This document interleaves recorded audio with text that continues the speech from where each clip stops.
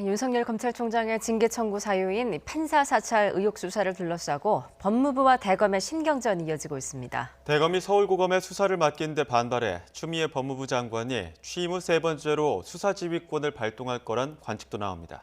강희경 기자가 보도합니다. 조남관 대검찰청 차장검사는 대검 감찰부가 수사하고 있던 윤석열 총장의 판사 사찰 의혹 사건과 법무부의 수사 의뢰 사건을 모두 서울 고등검찰청에 배당했습니다.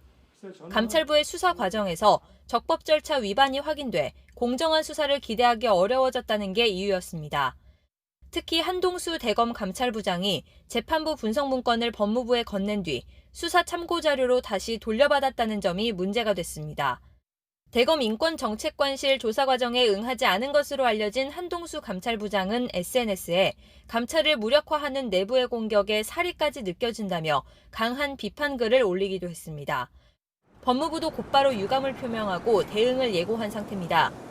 대검이 특임검사를 승인해달라고 요청했지만 더 유력하게 거론되는 건 추미애 법무부 장관의 수사지휘권 발동입니다.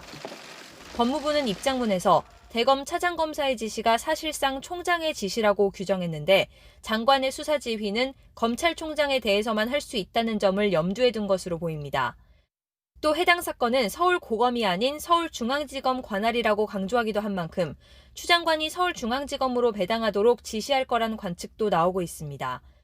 다만 윤 총장은 이해충돌 문제로 이미 사건을 회피한 상황이라 지휘권을 행사하는 게 적절하지 않아 보일 수 있고 그렇다고 대검 차장검사를 상대로 지휘권을 발동한다면 적법성 논란이 불거질 수 있습니다.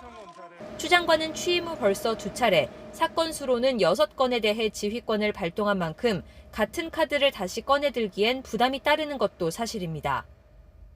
특히 윤석열 총장 징계위원회가 임박한 만큼 추미애 장관은 결과를 지켜본 뒤에 결단을 내릴 가능성이 커서 구체적인 수사 주체와 방식도 징계위 이후에 윤곽이 드러날 것으로 보입니다. YTN 강희경입니다.